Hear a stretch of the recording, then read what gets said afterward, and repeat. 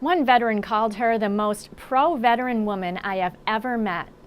Out in the Berkshires, Polly Crosby has been quietly on a mission to honor all men and women who serve with a veterans program that is now 2 decades in the running. Steve Kiltonick visited St. Mary's School in Lee last November and spoke with this 8th grade teacher and others about why she is such a devoted veterans advocate.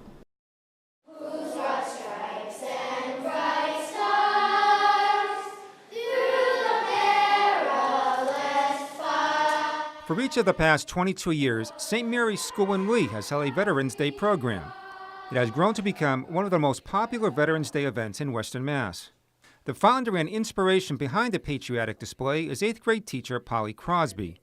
Her dedication and devotion to veterans stems from her own family's history during wartime. It all started with Crosby's father, John Negrini, who served with the U.S. Army Air Corps aboard a B-17 Flying Fortress during World War II. And he had a flag folded in the house, and he had his medals not displayed but in a quiet little place. And he was just always talking about his love for America and how proud he was to serve. And his brothers served in the Korean War, and his other brothers served in Vietnam War. So I've always been immersed in the military culture and love for country. Negrini's 388th Bomber Group flew regular missions over Germany targeting Nazi war industries. It was hazardous duty. Tens of thousands of airmen perished in the skies over Europe. Negrini's position was the most vulnerable on the plane, that of the ball turret gunner, who sat exposed to enemy fire outside the plane. Each B-17 had a 10-man crew, consisting of the pilot, a co-pilot, navigator, radio operator, and bombardier. 5 gunners protected the bomber from Nazi fighters: the tail gunner, 2 waist gunners on the left and right side, the top turret gunner, and underneath, the ball turret gunner. Negrini volunteered to be the ball turret gunner after a crewmate backed out.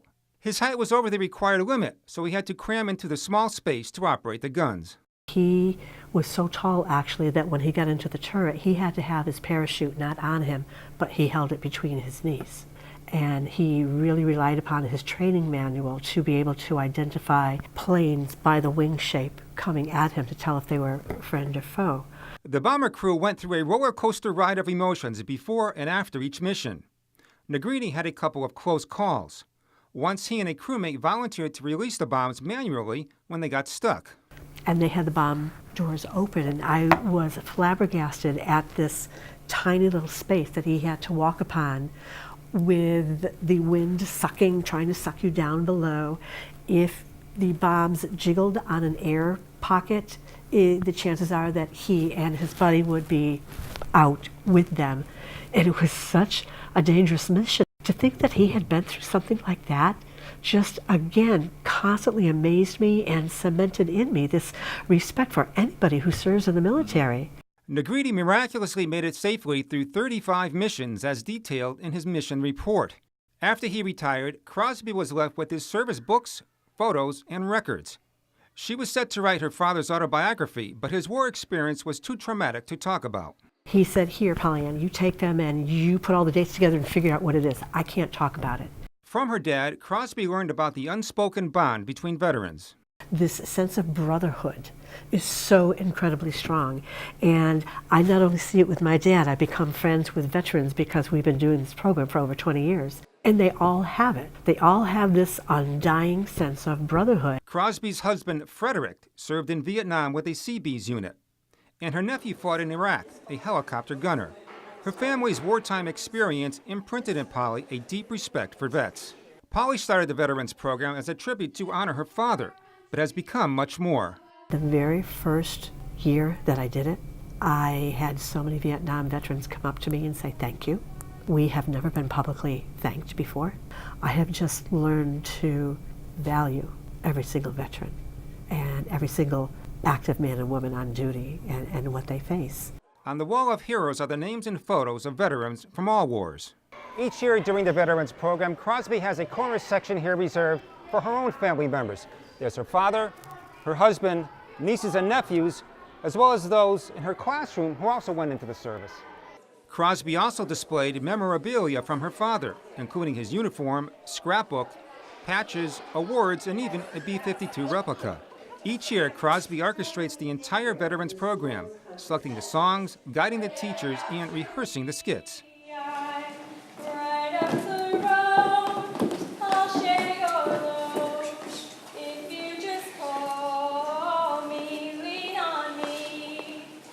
Crosby selects a different program theme each year, although she admits after 2 decades, it's getting tougher to come up with new material.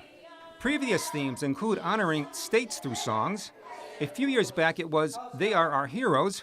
Another year, the theme was Welcome Home. They have given us so many gifts that we don't even think about, things that we just take for granted. You know, like we said, going around singing a song or going for a ride. Everything we do, we owe to them. The second part had to be where the gifts come from. You veterans, you're the greatest gift America has to offer. Each grade performed its own skit. There were patriotic songs. Navy, anchors away, my boys, anchors away. Classic Christmas songs. I want a hippopotamus for Christmas. Only hippopotamus will do. And the reciting of patriotic poems. And to got a bad rip in New Orleans with Packingham and Jackson tugging at its seams. And it almost fell at the Alamo. The 8th grade boys did something a little bit different.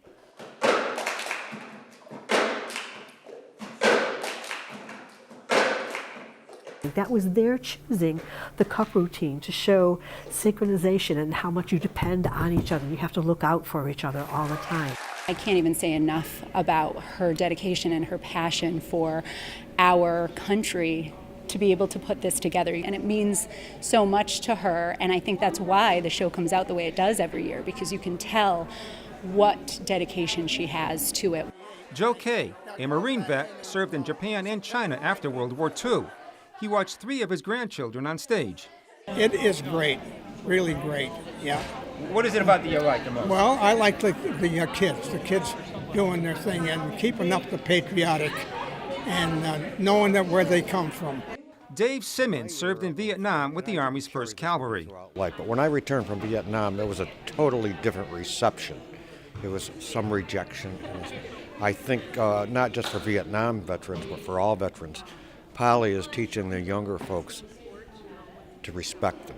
And, we appreciate her work doing that. Jim Curtin is an Army vet of the Cold War. He's been coming to the program since his grandkids were in kindergarten. They're both out of college now. I can't thank them enough, and also the teachers. What a great job they do to keep them little kids in line, and they do such a wonderful job. Because of her unwavering support over the years for vets, VFW Post 893 and other VFW officials nominated Crosby for State Teacher of the Year in 2017. We realized how pro-veteran she is, and she's still the most pro-veteran lady I've ever met in my life. And we decided to honor her that way. Crosby was named the 2017 State Middle School Teacher of the Year in Education by the Department of Massachusetts Veterans of Foreign Wars. We all went to the convention to watch her get her award, and it was very touching, yeah, for us. It allowed Crosby to share with her mother Polly one last time the military that her husband belonged to. She passed shortly after the ceremony. It brought my dad back to life for me. Everything that he taught me, every time he brought me to a Memorial Day parade, every time he walked me to church, that award brought my dad back for a while. As Crosby approaches a milestone, 40 years teaching at the school, she says the show will go on even after she retires. We are so blessed to have her here with us. We tell her she can retire, but she can't stop doing the Veterans Day program. It's something I can't let go. It's my blood. Each year, the Veterans Program concludes with all of the students saluting and reciting a poem. It's an honor to serve you. The 8th grade class of 1997 wrote it the year it all began. It's what the school is. Faith, family, country. It's what we are. St. Mary's owes a debt of gratitude to Polly Crosby, who helped ingrain in its students an appreciation and a respect for veterans, and kept it alive for over 2 decades.